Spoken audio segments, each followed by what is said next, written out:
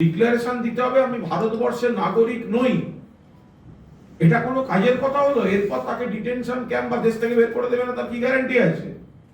আর দুই হচ্ছে, মমতা বন্দ্যোপাধ্যায় স্পষ্ট বলেছেন যাদের নাম ভোটার তালিকায় আছে, যাদের আধার কার্ড আছে, রিলেটেড ডকুমেন্ট আছে, তারা আমাদের নাগরিক। এটা জোর করার কি আছে? আর অনুপ্রবেশ নিয়ে যদি বলেন, তাহলে অনুপ্রবেশটা গত 10 বছর ধরে রোখার দায়িত্ব ছিল ভারতীয় জনতা পার্টি, কারণ কেন্দ্রে ভারতীয় জনতা পার্টি, প্রতিরক্ষা দপ্তর থেকে স্বরাষ্ট্র দপ্তর ভারতীয় জনতা পার্টি, সীমান্ত রক্ষা বিএসএফ, হোম মিনিস্ট্রি ভারতীয় জনতা পার্টি, এবং এখন অমিত শাহ দায়িত্বে। তো অনুপ্রবেশ যদি এখন হচ্ছে, তার জন্য দায়িত্ব অমিত শাহ নিজে। সীমান্তটা তো রাজ্য সরকারের বা রাজ্য পুলিশের অধীন নয়। তো তাহলে অনুপ্রবেশ অনুপ্রবেশ অনুপ্রবেশ, এটা তো উনি আত্মঘাতী গোল করছেন। ধনরাম সিং এর বাড়িতে জিতেন্দ্র তেওয়ারি কি করছিল সেইটা দিয়ে শুরু করুন। আপনারা লোককে গল্প পড়াবেন আর 5 পাতা থেকে পড়াবেন, প্রথম পাতা পড়াবেন না, কভার দেখাবেন না, তা তো হবে না। আপনি যখন একটা গল্প পড়াবেন, 5 পাতা থেকে পড়াচ্ছেন কেন? 1 পাতা থেকে পড়ান।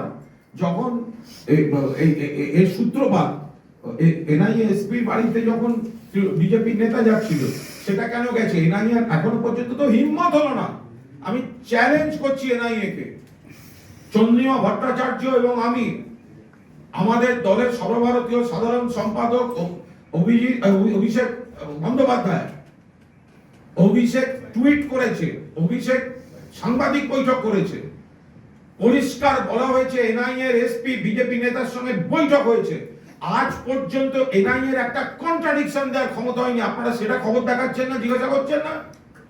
আমরা প্রমাণ দিয়ে বলেছি। কোথায় গেল মানহানির মামলা?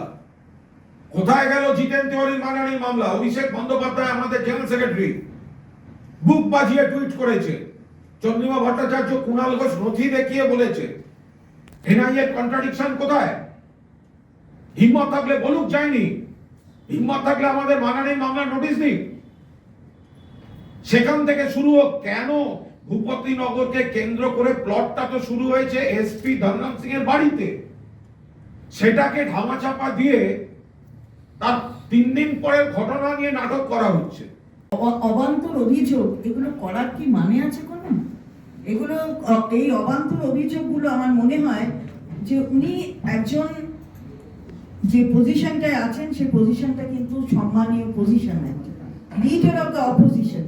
সেই লিডার অফ দ্য অপোজিশনের এই ধরনের কথা, যেগুলো কোনো বাস্তবে কোনো তিনি তার সাপোর্টিং কিছু দেখিয়ে কিছু বলেছেন যে তাও নয়, তাহলে এই ধরনের কারোর উপর অভিযোগ করা এটা কি সঠিক? উনি নিজেই আমার মনে হয় যে বিচারগুলো করুন, এটা তো করার প্রয়োজন আছে।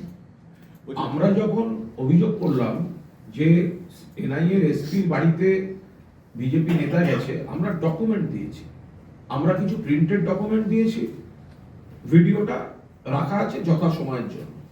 তো এখন এইভাবে কারোর নামে অভিযোগ করার, আচ্ছা ওটা না হয় সিবিআই এর হাতে গেছে তদন্তটা। সিবিআই কাদের? সিবিআই তো দিল্লি, সিবিআই তো বিজেপি। তো ও বাজারে এসব কথা বলছে কেন? ওর যদি কাছে কোনো ডকুমেন্ট থাকে ও সিবিআই কে দিয়ে দিক।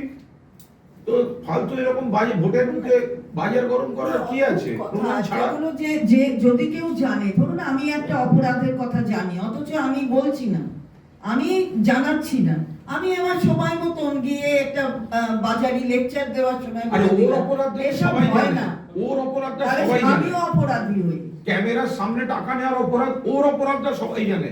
সিবিআই এফআইআর করেছিল, সে কি করে আবার প্রমাণহীন অন্য লোককে কথা বলছে?